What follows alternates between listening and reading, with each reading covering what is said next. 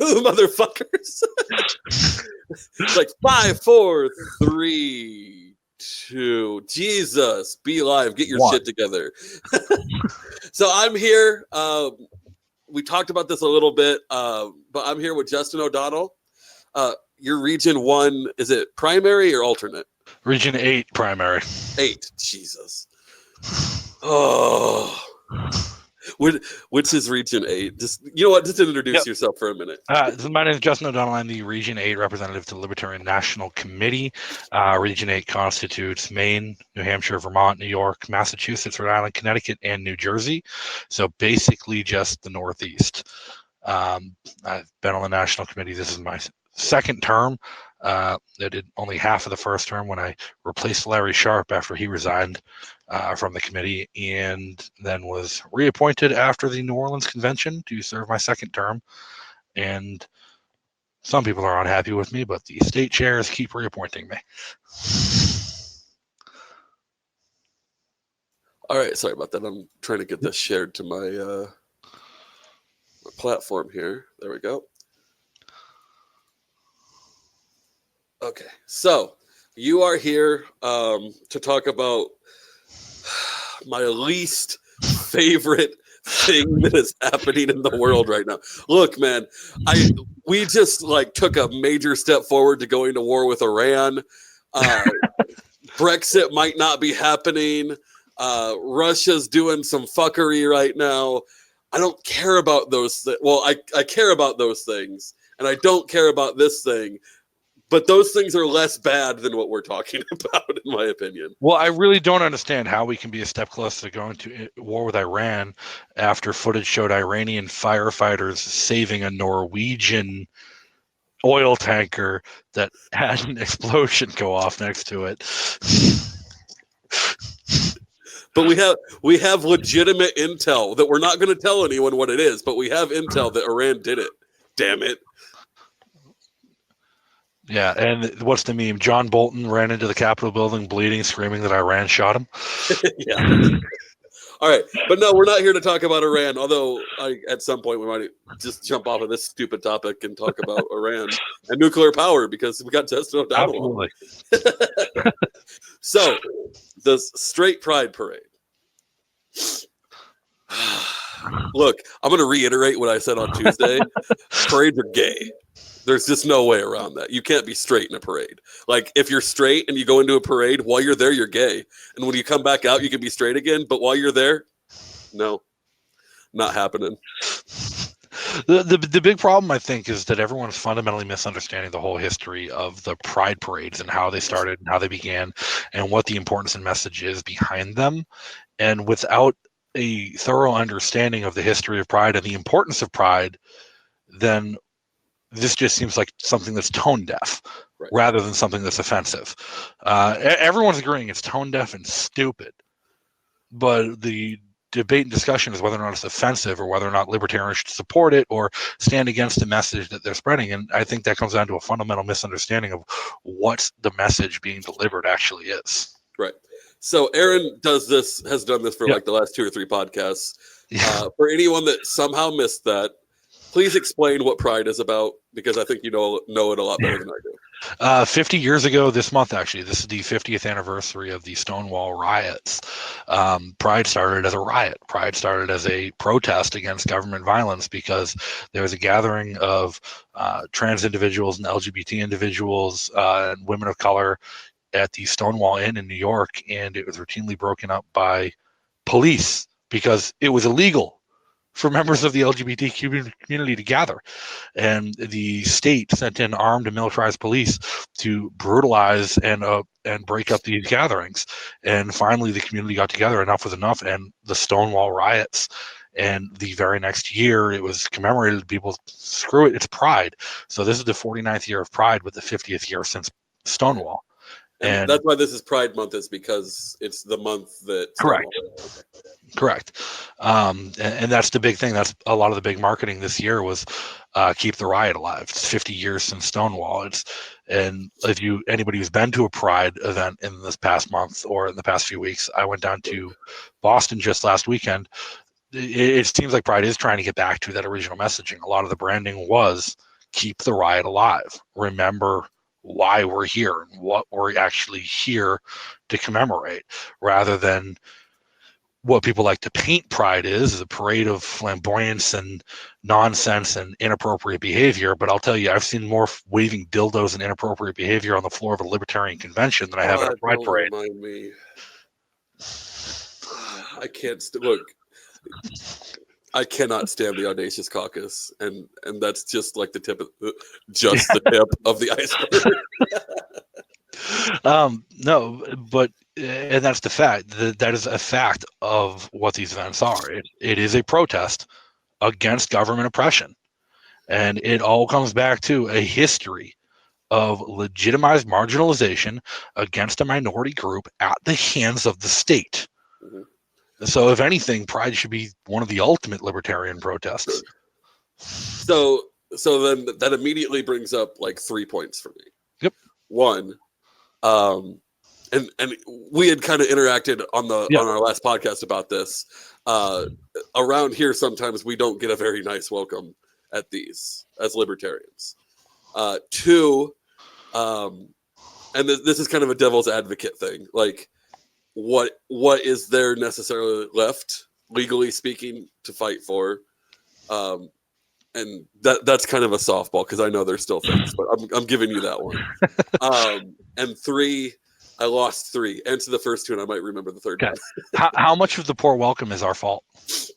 I don't know. How much of the poor welcome is the fault of the Libertarian Party's messaging, and the fact that we've gone so far out of our way to have a majority of our messaging be the right-leaning, we don't give a shit, we're an individual, right to discriminate, right to kick you off my property, right to not bake your cake. That's been the highlight of all of our messaging, as opposed to focusing on the why and the liberalization of those laws and how we can advance equality for individuals by removing those barriers and those government institutions. So, yeah, at some level, we look like the enemy to those people, and that's our fault, not theirs. The people we're trying to reach out to, we can't expect them to go out of their way to embrace us if we've done a poor job of telling them how we actually help them. Are you saying that the Libertarian Party has a messaging problem? Since 1972. So, and no, but seriously, and I get that varies, and it's going to vary based on the culture of state to state and the diasporic communities within this country. Like, I grew up in Massachusetts. Libertarians have been openly welcome at Massachusetts as long as I can remember. In fact, it was a libertarian candidate for governor in Massachusetts. That's the reason Massachusetts became the first state in the country to legalize gay marriage. So it was a libertarian candidate for governor, Carla Howe. She was running for governor and marching in the Pride Parade for her campaign. One of the Democrat candidates was out there passing out literature because it's your typical crowd, you're campaigning, and the one of her lieutenant governor candidate stopped and started reminding everybody he voted against gay marriage. Like, these Democrats that are out here courting your vote voted against gay marriage, where the Libertarians are the only ones supporting your message, and hijacked a crowd on the Boston Common to tell all the LGBT festival that the Libertarians were the only ones that have continuously and always supported their message. 2 weeks later, that candidate for governor for Democrat changed his public remarks to change his tune and say he'd start supporting gay marriage. That's funny. In reaction to a libertarian campaign. And then a year later, it was the law of the land. So it's great that happened, because those are the victories that we can really cling to. It's also frustrating because it's like, I mean, both parties do this. They don't have a principle. They just wait to see where the wind's blowing, and when the wind starts blowing the other way, they're going to switch, and that's really frustrating. Like, it's frustrating as all fucking hell. Yeah, that we're not the ones winning, but I look at it a different way. Sure, we're not winning the elections, and they're flipping whichever way the wind blows to win the election. I'm happy as long as we're controlling what way the wind blows. That's true. So if we're controlling what way the wind blows, we're controlling the message, and we're actually affecting change without having to be in office and do it. So sure, we don't get the cost of living adjustment increase, but we affect change nonetheless. So the second point, I think what's left basically? What's left to fight for? What's left to fight for? A lot of it's going to be still education within the community. It's open and acceptance.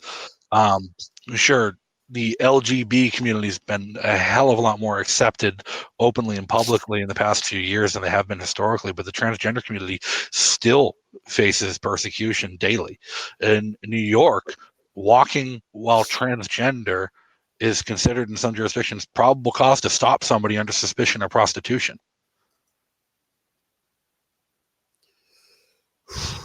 That I'm sorry, I got nothing for that. That's just so stupid. And still to this day, suicide rates amongst teens are highest amongst teens who self-identify as members of the LGBTQ community. It's still a bullying problem. It's still a cultural acceptance problem. And pride, we don't call it pride because we're proud of sexuality. We call it pride because it's a rejection of shame that society is forced upon the community because of the inherent legal marginalization, and a rejection of shame is pride. So mostly from the right you'll hear this, but there are, I guess, for lack of a better way to say it, there are TERFs that don't feel that the transgender portion of LGBT belongs with the rest of the group. What would you say to that? Libertarian answer is, who gives a fuck? Well, right. Let's really break it down. Well, what does a single individual's life choices and how they live their life and go about their private business affect any other individual? And that is the fundamental basis of it. Is sure, we'll get into the property rights issue at some point of the bathroom bills. How about, and this is the big issue in New Hampshire with the bathroom bill. People couldn't fucking believe it when I got hate mail when the Libertarian caucus, because at the time we had 3 Libertarian state reps in New Hampshire, all voted in favor of the trans bathroom bill, to allow people to use whatever public bathroom that they identified with. And people lost their minds telling me how it was a violation of property rights, that libertarians shouldn't support this. And I went back to, no, the violation of property rights is that we have a state law on the books that mandates that private business owners have gender-specific bathrooms in the fucking first place. That's fair. That if we didn't have gender-specific bathroom laws requiring small businesses to have 2 separate gender-specific bathrooms, oftentimes requiring renovations on new businesses to purchase new property or move into an old property that was grandfathered in, then this wouldn't be a fucking issue, and it would default to the business owner allowing use of their facilities at their own discretion. Right. So what do you say then? Because there have been a couple. I'm digging here a little bit. Okay. Yep. There have been a couple of instances where there has been sexual assault by someone claiming to be transgender going into the wrong restroom, and I've really only seen 2 that were even semi-legitimate. But what do you say to that fear? Do we want to go back to quoting founding fathers about he who's willing to sacrifice liberty in the name of security deserves neither? It's a fair point. That 2 cases of bad people being bad people should affect an entire subset of the population. Let's make the gun owner's argument. One asshole killed his mother in Connecticut, stole her locked up guns, and shot up an elementary school. Should everyone lose their right to store their guns? Good points. These are inherent rights. These are absolutely inherent natural rights that people have to be themselves and express themselves however they want. And the argumentation you can make for the regulation or limitation of any right is going to be transferable to any other right. So if you're going to try and make a case that somebody's right to free expression should be limited, that same case could be made to say that your rights are limited. Of course. So kind of a caveat. This is just for me. Yep. I've worked like janitorial jobs when I was younger. Mm-hmm. I don't know why anyone would willingly go into a women's restroom. Because however nice women may keep their own restroom, it's like a fucking disaster area in a women's public. Look, men pee on the seat. Sometimes they shit on the seat too. Like, it can get pretty bad in a men's restroom. Women's restrooms are fucking disaster areas. That's all I'm saying. I don't get why anyone would ever want to go into one. I mean, I avoid public restrooms altogether. People actually will take a shit in the urinal. I mean, I get, like, when I'm at work, I can't avoid the public restroom there. That's just. But we have avoidable if you have enough courage. I don't. I also have, like, I don't have IBS, but I got something. It just fucks up my stomach. Yep. So there's no avoiding the restroom for 8 hours for me. Well, it can never be as bad as a porta potty on a 100-degree day. Oh, I mean, so Nick makes this joke on Bread and Circuses a lot. Yep. Being strong is taking a shit in a 100-degree porta potty in the middle of the desert. Being army strong is jerking off in a 100-degree porta potty in the middle of the desert. Oh, being army strong is jerking off in the 100-degree porta potty to the magazine your buddy just jerked off into. Yep. I mean, by the time I deployed, we had cell phones. So. That's okay. I once set up for the unit an intranet, but lacing together a whole bunch of external hard drives and just running cables throughout the barracks building. And great. So you don't have to clog up your hard drive with all the movies. Everybody can store all their movies together, and we can make a library. Like 8 weeks later, I'm like, how the hell did we fill 3 terabytes? I'm like, there's only 120 of us. How did we fill 3 fucking terabytes? And I started going through it, and I'm like, there's like 8 copies of each porn on here. You guys suck at this. People weren't curating. They were just like, oh, fucking yeah, I want that one and that one. They'd copy it, and then they would just move it back rather than doing it. But I literally had 3 terabytes of porn. And like, I started that thing, I loaded on like 300 gigs of movies, like actual movies, not porn. And there was no movies left because people deleted the movies to make room for more porn.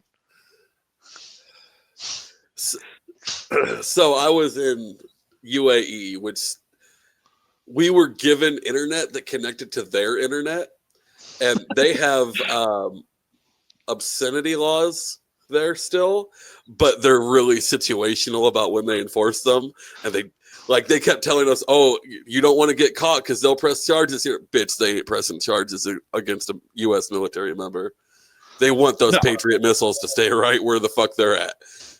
UAE is pretty unique too, and Dubai in the same way, where they selectively don't enforce their laws on anyone who's not a citizen or a open Muslim. Well, occasionally they'll catch some British tourist and be like, shit, they're pushing this one a little far. We got to remind everyone that we're a Muslim country. Specifically, don't do it again. Yeah, specifically the ones they don't enforce are the liquor prohibitions. Oh yeah. So, or banking regulations. There's banking regulations is a nice joke there.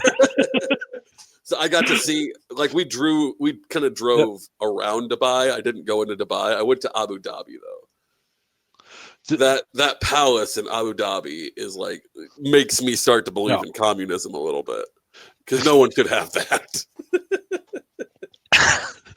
That's nothing. You should see this. You should see the ski resort in Dubai. Oh man, I went to Ferrari World in Abu Dhabi like right after it opened. That was enough decadence for my taste. So the king of Dubai wanted to learn how to ski, but he was afraid to actually go to Europe. So he spent more money than anyone ever should to erect an artificial mountain in the middle of the desert, put a dome over it, climate control the whole thing so it snows inside, and he could go skiing. And so they made another one for Abu Dhabi after that. It's not as big, but it's modeled the same way. It was in one of the malls in Abu Dhabi. Like, the mall is fucking huge. And there's like a 70 or 80 foot little hill that you can like ski down. And it's like, That's asinine. Why? That's not even skiing at that point. It's like, go get there's higher hills in Nebraska where you can go tubing. Okay, let's just stop. Yeah. Okay, so let's getting back on topic a little bit. So the initial reason that I wanted to have you on to talk about this was I am not super comfortable with calling all of the groups that are doing this stupid parade far right. So to start us off, define far right in how you define it. Okay, and I'm going to preface that I'm not even going to call all the groups doing the parade far right. I'm going to call the image they're portraying and the reaction they're getting far right. Okay. And that's arguably more important, especially when you look at it in a PR standpoint and what you're trying to deliver. And if you're trying to spread and send a message, like hell, we are as the Libertarians. Right. Trying to spread a message, and how your message is labeled and branded absolutely fucking matters. But it starts with the history. It starts with the Boston Resist Marxism group, which goes back to the Boston Free Speech Rally before any of these people got involved to organize the Straight Pride Rally, or John Hugo, the president of Super Happy Fun America's asinine fucking interview on Fox News where he can't even keep a straight face because he thinks this is hilarious and he's trolling the shit out of the left, or his interview with the Young Jerks last year when he was running for Congress, where he didn't know how to answer any fucking question. Is that like, are you trolling the Young Turks, or is there actually a Young Jerks out there? There's a Young Jerks out there. Okay. I have to ask. It's the internet. Yeah. The Young Jerks is actually a remarkably left-leaning centrist type of radio show in Boston. So it's like Tim Pool kind of thing? Well, no, they're like super left, but when it comes to Boston, they're not. You can't go lefter than Boston. Okay. Which is, look, and I kind of get it, and maybe we can talk later about racial politics, because the only racial politics I understand are Celtic racial politics. So go ahead. Well, Boston's also ranked as the most racist city in America for some reason. I don't see it. It's the birthplace of busing, man. Maybe, but I've lived in some really shitty places. The Boston Red Sox can't go a season without kicking 30 to 40 people out for life for screaming racial slurs from the stands at opposing players. Okay, but that's just sports. I'm sorry. European soccer teams do that all the time. Yeah. It's weird because in America, it's like this big thing that you can't do. In Europe, they're like, stop it. Come back next season. Yeah. America's like, we don't actually need your money. Go away. But it all comes down to image and optics. And a lot of these organizations are started with a great idea, started along a principled route, and then they just devolve and they go shit and south out of it. It all started with the Boston Free Speech Rally. Now, the one that got attention wasn't the first one. The very first Boston Free Speech Rally went completely and utterly unnoticed. Like 30 fucking people showed up. They actually had Augustus Invictus speak. And it was a bunch of mild to far right individuals and libertarians up there celebrating free speech, and most of the talk was about free speech, not about their campaign platforms or what they stood for, but about the importance of having free speech, because this is in the wake of Milo getting shut down at campuses, people shutting out ideas at campuses, and that was an event that we could support because it was unnoticed. It was all about speech rather than what was going on. Now, Augustus Invictus did threaten to kill me on a live stream at that because I asked him what kind of pie he wanted. You don't remember that one? Dude, so what year was that? That was a few years ago. Right. I started getting involved in the LP after Johnson lost. Okay. So I was still getting like, I'm actually very new to like all of this internet space. So tell me the story. It was a huge, huge controversy with Vermin Supreme and Augustus Invictus, where Augustus was going on his he was on his slow but steady descent to the alt-right from libertarianism. and the Libertarian Party of Pennsylvania invited him to their convention, and then they invited Will Coley to debate him at their convention. Like, they didn't want familiar. Who is he? Will Coley, Muslims for Liberty. Okay. He ran for vice president against Bill Weld and lost. Did he do better or worse than Larry? Worse. Okay. So he would have been third then? A third or fourth, one of them. Thank you. So they didn't want to invite Augustus just to speak. They wanted to invite Augustus to be debated because of all the rhetoric he was spewing at the time. Antifa started threatening to protest their convention because they invited a Nazi, aka Augustus. And look, fair play. Yeah. That's pretty accurate in this scenario. Not at the time. No, Augustus had gone down a hill. He hadn't devolved fully at that point. That was at the point where, like, he just started reading Hop. I still barely know who that is. Yeah. But Vermin Supreme started a bounty. And he was collecting money to a bounty if whoever could pie Augustus and Invictus in the face collected the bounty. And it got absurd. It ended up with almost $1,000 in the bounty. And people were bragging about how they were going to go to Pennsylvania just to pie Augustus in the face. And I was getting ready to go down. And then Augustus did a video rant about how if any of us came near him with a pie, he would consider it a threat on his life. And he would respond with deadly force with his concealed firearm. And it was all our fault for trying to pie him. In which case Antifa responded with, the Nazis bringing a gun, so we're going to call a bomb threat to the hotel. And the Libertarian Party of Pennsylvania's convention got shut down, and no other hotel would agree to let them be there because they had multiple bomb threats at that point. And Antifa was threatening to shut down their convention because Augustus Invictus was afraid of a pie. Flash forward 3 weeks later, he's on the Boston Common giving a speech about free speech. And Chris Bartley, actually, one of the organizers of the Straight Pride Parade, was live streaming. I wasn't in attendance at that first rally. And he's up there. It's like, hey, Augustus. He's talking to Augustus. And I just comment, ask him if he wants vanilla or pecan pie more. And Chris, unaware of what had transpired a few weeks prior, asks Augustus, Justin O'Donnell wants to know if you want pecan pie or vanilla pie. I don't get it. Augustus takes the phone and just starts screaming into the live stream for 10 minutes about how he's going to murder me. So that was the first free speech rally in Boston. But it went unnoticed. I would like to point out Josh Smith still has an outstanding offer to fight Augustus Invictus. If ever you want to man up, buddy, Josh will take you on. Pretty sure Justin probably would too. Yeah. But that went relatively unnoticed, and it was what it was. Nobody confused that event with anything other than a free speech event.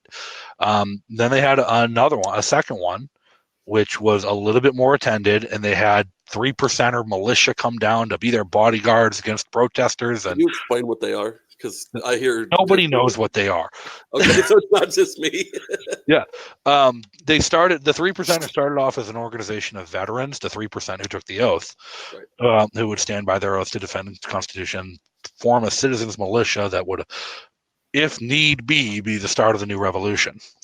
And well, now they're just a hodgepodge of social groups on Facebook, community groups, and a spattering of the legitimate alt-right militia here and there mixed in with them. But nobody actually knows. There's no like central organization of what they are. It's just a bunch of assholes on Facebook. But a bunch of them from New Hampshire went down to the Boston Common with fucking body armor. Like, we're going to defend the free speech rally against the leftists. All 7 protesters showed up for the second free speech rally. And again, it went unnoticed and nobody gave a shit. Flash forward to August, they're going to have their 3rd quarterly free speech rally. The only difference is this time it's the weekend after Charlottesville. Oh. Yeah, I'm remembering this one.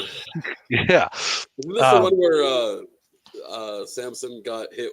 And No. This is the first one Samson got involved in. Samson got invited to speak because he was running for Congress. Let me jump in. Can you say his name? Because I actually can't say it. Rachapi? Yeah, thank you. So I will be having Samson Rachapi on either this weekend or next week to give his side of this. So I'm trying to be fair, and Look, I'm not unbiased, but I'm trying to be as fair as I can. Go ahead. Samson, this is the first one he got involved in because they asked him to speak. He was running for Congress. They asked me to speak too. I looked at the rest of the speakers list and I saw that Augustus was on it. I saw that Base Stickman was on it. And I'm like, if you're not in the district I'm running in, I'm not going to go lend my voice and my celebrity to the same platform as them. I'm going to opt out. But do you? Great free speech rally. Awesome. Samson, it was in the district he was running in. So yeah, at the time, it still made sense to go take advantage of the opportunity to get publicity and actually give a public talk. And then Heather Meyer was killed in Charlottesville, and the mayor goes on national television to talk about how these same alt-right people are coming to Boston next week, which was not true. There was no connection between the Charlottesville rally and the Boston Free Speech rally whatsoever. And the mayor talks about how we can't allow this hatred to be spewed in Boston as well. The free speech kids refuse to give in. They fight the good fight. They're like, no, we're having our rally. You can't shut us down. And this is exactly the point of what they were speaking of at the previous two rallies. We have a right to free speech to say what we want. 40,000 protesters showed up that weekend. Yeah, I remember that. They had about 120 people on the rotunda to hear the free speech rally. Now, I went down to hear the rally before realizing what was going on. And I went not in a suit, not as me. I put on a hoodie. I'm like, I'm going to go in, see what's up, see what they have to say. And now at that point, I had advised Samson to pull out. After the mayor started doing his thing, both myself and Dan Fishman had talked to Samson, and we said, you should pull out of this. You should not let your name be attached to this because we've lost. We get it. You have the moral high ground with supporting free speech here. But the mayor just said everyone on national television that everyone that's going to be there is a Nazi. And as much as I fucking hate to give credibility to asshole politicians who collectivize people and do shit like that without basis, the fact is now everyone who sees this is going to think that anyone who was a part of it is in fact a fucking Nazi. And it's going to tarnish your reputation forever. And that's not going to be something you can overcome in the age of social media while you're running for office. So you should back out, support their right to say what they're saying, but don't lend your celebrity and your credibility to it. So let's pivot here because what you're saying is something I kind of disagree with. I think that when people, and maybe this is because I live in Nebraska and it's completely different here. When you hear Nazi here, it's really, that just sounds like leftist bullshit. This is probably someone I want to listen to, and this is just some leftist bullshit to make me not want to listen to him. I'm more interested now. That is the feeling here. Not here. Okay. So when you hear Nazi in Boston, one person like me is going to be like, well, what's he actually saying? And 99 people are going to pitch up pitchforks and try and throw him into traffic. So, how do I say this? I think that there is something to be said for, and God, we're about to go down this rabbit hole. There's something to be said for triggering the libs a little bit if you are trying to grow a following or a movement in places that aren't Boston. Like, and you can use like the optics of, look, we just wanted to have a free speech rally in Boston and look at what these crazy Antifa assholes did to us. And then in Alabama, Tennessee, Florida, Nebraska, places like that, it's like, man, those fucking Boston Antifa types are really fucking crazy. We need to make sure that they don't have any more political power. But here's the problem. That was attempted. Do you know who actually spoke at the Boston Free Speech rally? No. Shiva Ayudari, a man of color, an Indian immigrant who was running for U.S. Senate, and he spoke about how GMOs are bad and Black Lives Matter, and that's what he spoke about at the Boston Free Speech rally. There was a lawyer there, a Jewish fella who worked on the Bernie Sanders campaign, who got up to talk about liberalization of speech rights. There was a kid from Black Lives Matter who got up to talk about Black Lives Matter. And there were libertarians who got up to talk about the LGBT movement. However, the Boston police put a 300-foot barrier between the speakers and the crowd and cut off power to the speaker system. So no one in the crowd could see or hear what was said on that stage. So 40,000 people chanting anti-Nazi slogans, screaming about the Nazis, that when the Boston police saw the crowd getting agitated and violent, decided to forcibly evacuate the 40 people on stage, none of whom were Nazis, into protective custody in the back of paddy wagons. The crowd declared victory, and the crowd declared, we chased the Nazis away, because they didn't see a single person on the stage. They just saw that there were people there. They didn't hear a single word that was said. And all the media reported was the glory and greatness of the city of Boston coming together for a peaceful protest to shut down hate speech. That's what the media reported. It doesn't change the fact that it was wildly untrue and inaccurate. And I had footage. I took footage. My friend Alex took a bunch of footage. We edited together of all of the Antifa protesters and all of the leftist protesters in Boston who were assaulting police, who were pushing against a riot line, who were throwing bottles and rocks at them as they were trying to evacuate these people off the stage. But the media continued to report that it was a peaceful protest against hate speech. And when I uploaded to YouTube the footage of that violence, my YouTube account got banned for promoting violence. Right.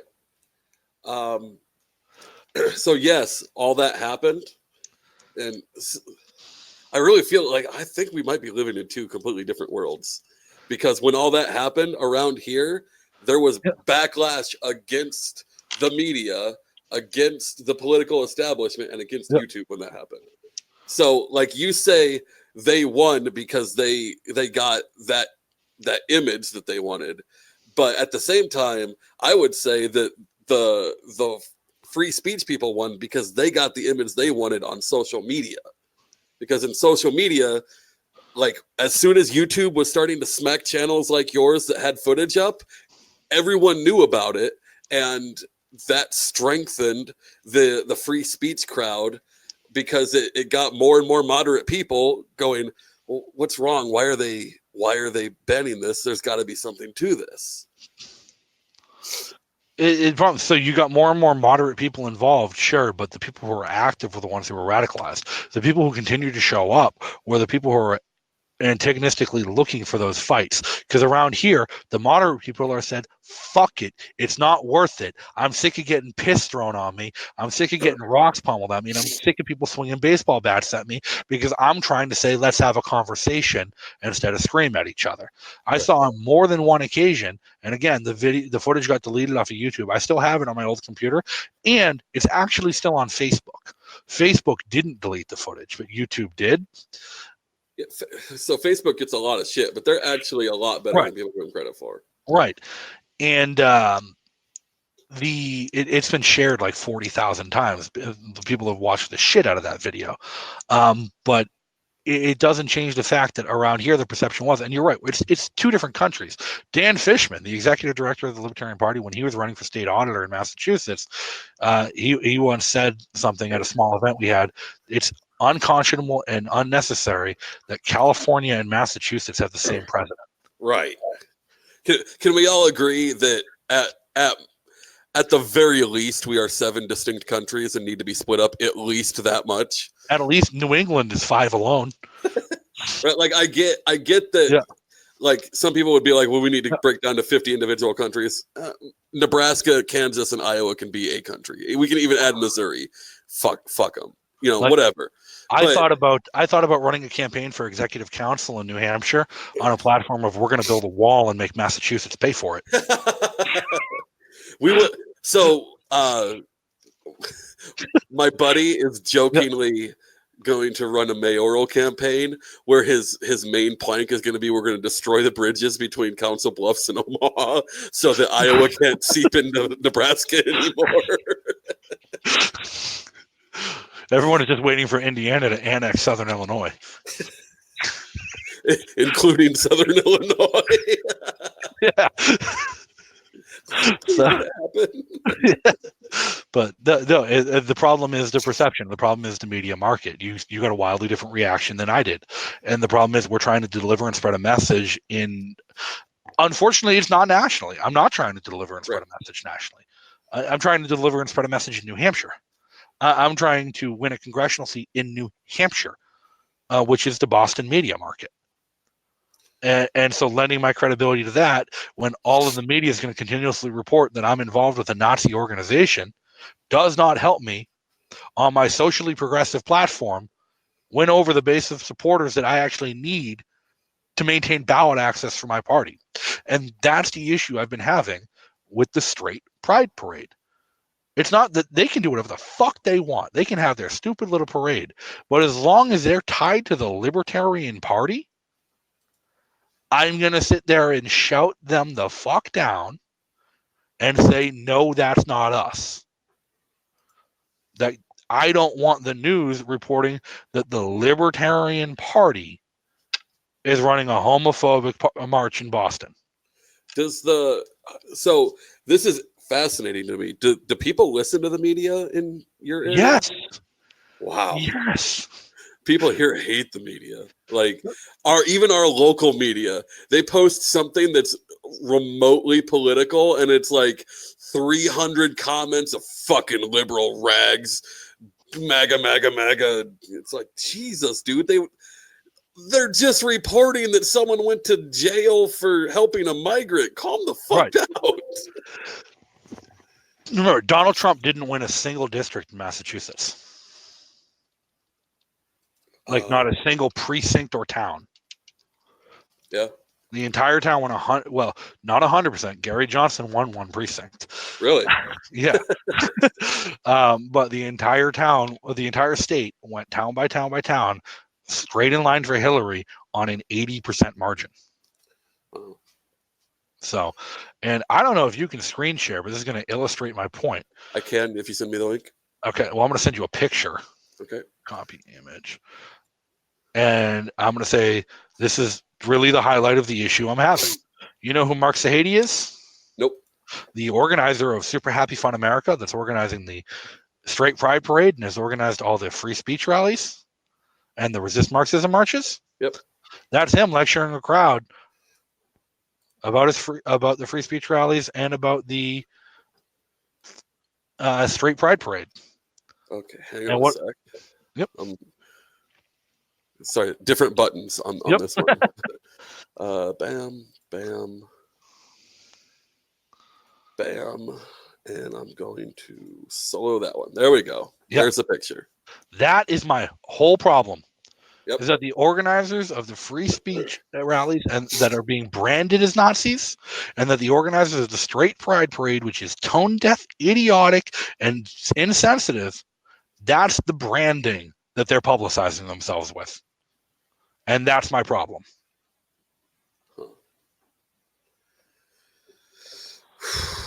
All right, I'm going to kill that because that's actually on my Facebook. I don't want that popping up.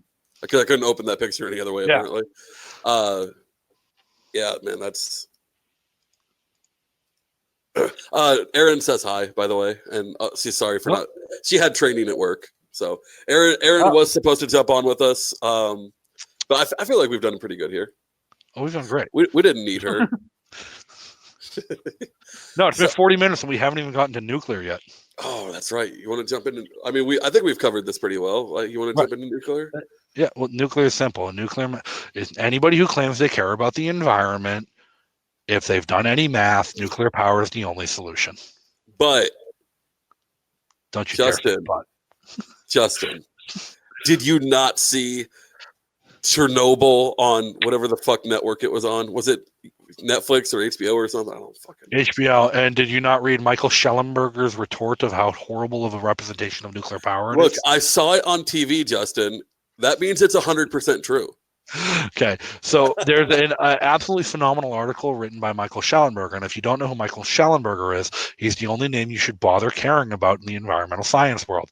He's a former renewable science activist. He's a former climate change activist and anti-nuclear activist who spent his whole life saying nuclear bad, get rid of the nukes, shut down the nuke plants, we need nukes bad. And then he grew up and he learned how to do math. And then he actually started doing research. And then he said, well, fuck, this doesn't make sense at all.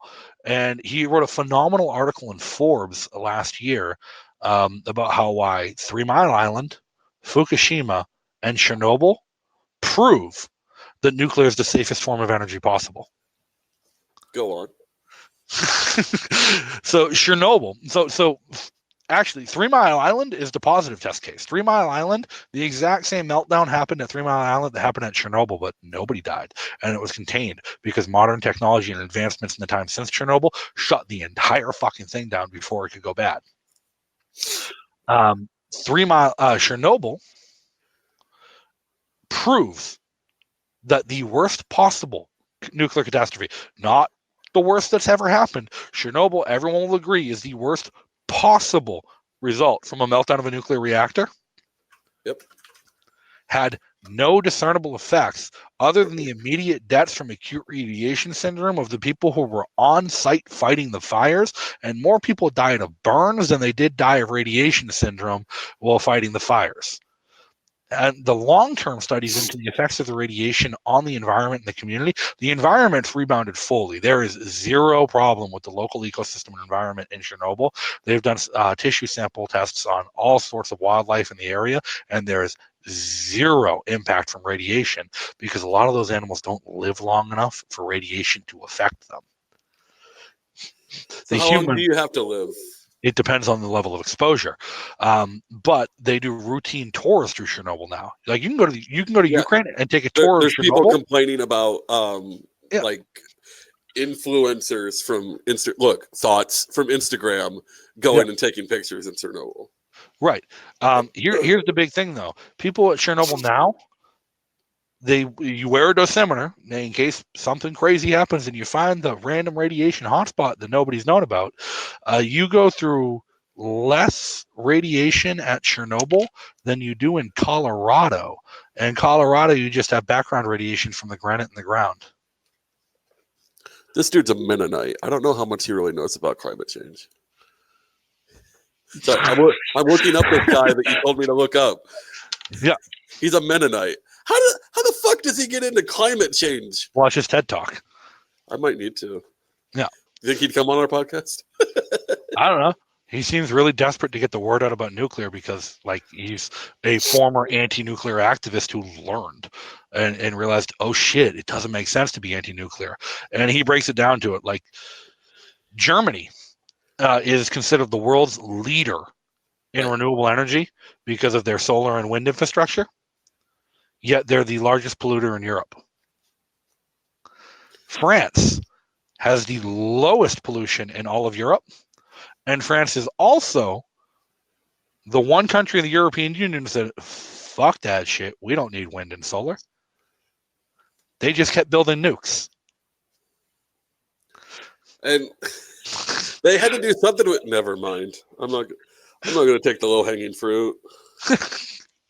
But, and it breaks down to, if you want to talk about environmental science and contamination, because the real basic root of environmental science is the fact that it's not science, it's hypothesis.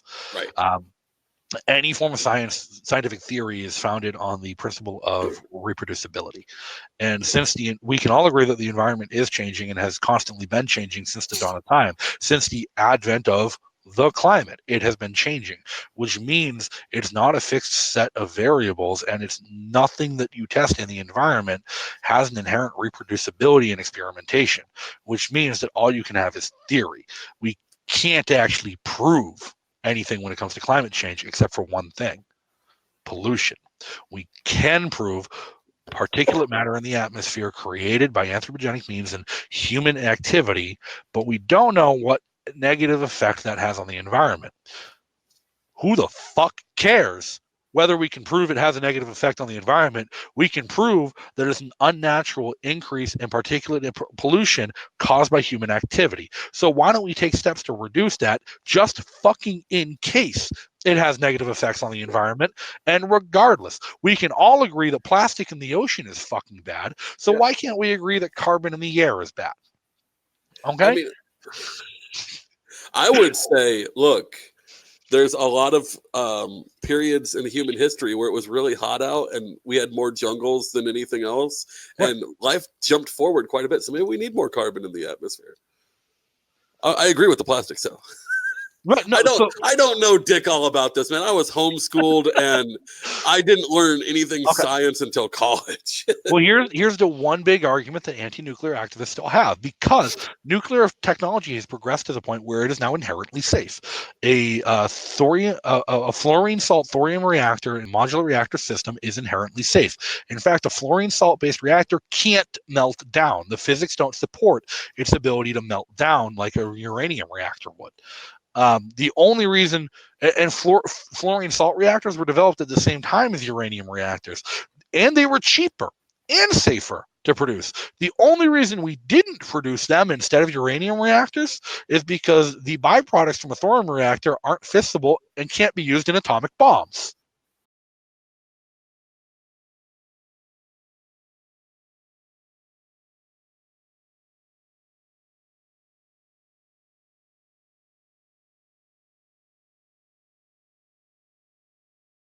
So the military drove the advent of the nuclear age to using uranium rather than thorium because they needed those byproducts to be able to kill 400,000 people at once. Right.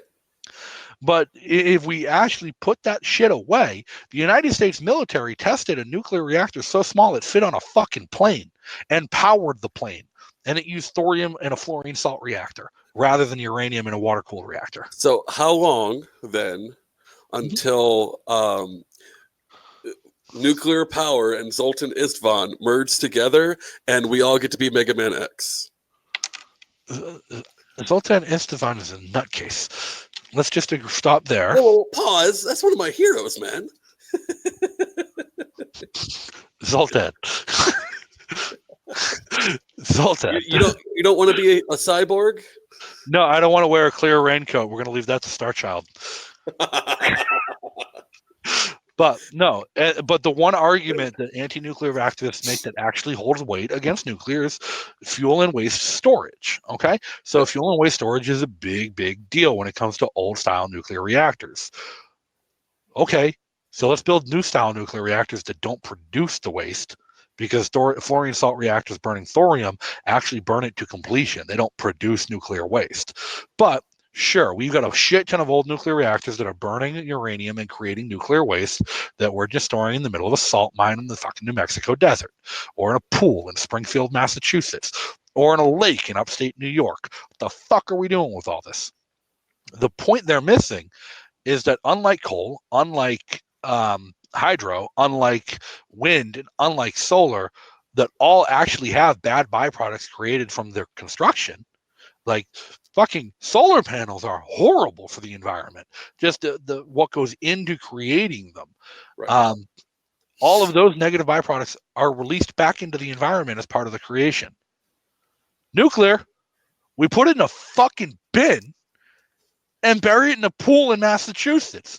Nuclear is the only form of energy that harmful byproducts are not immediately released back into the environment. And look, can't we just build a couple rockets and shoot them at the sun or something? No, but you could. Sorry, I watched Futurama, okay? I know how this shit works. The problem with this actually the cooling. So the reason they're stuck in a pool in Springfield, Massachusetts, and it's not actually in Springfield, it's in Western Mass. It's literally a big-ass fucking pool where all the nuclear reactors in New England ship all their spent fuel rods to, and they just put them in the pool. And they are fucking terrified that one day a pipe's going to break or something, or an earthquake's going to happen, and they're not going to be able to continually put new water in that pool because that water evaporates so fucking fast because of the heat from that nuclear fuel that if the pool runs dry, then you'll have a nuclear meltdown in the middle of Massachusetts. Sucks to suck, I guess. Right. However, what do you do? if you build a fluorine salt-based thorium reactor, you can take all that spent fuel and put it right in the salt reactor and use it up. Oh, okay. Right? So there's a fix that not only is it a good easy fix, but it like provides more energy. Like, really? Right. Jeez. Why Why are we not funding this? People shouldn't be allowed to vote. Well, this no. right here. No. And I don't blame anti-nuclear activists one bit. In fact, I fully understand anti-nuclear activism because anti-nuclear activism spawned from anti-aggressive American imperialism. They became anti-nuke because they were anti-bomb. They became anti-bomb because they were anti the United States military killing 1 million people in fucking Japan because we wanted to see if it would work. Right. Well, we wanted to scare the shit out of Russia. Right. After Japan was already willing to surrender. Right. The only thing that changed as far as Japan was concerned, well, other than losing a shitload of people, was that their emperor had to go from, had to claim that he was not a god. Like, that was what those two bombs got us. Right. They started the Cold War. Yeah. And we all saw how that one worked out. We're still fighting it. Yeah.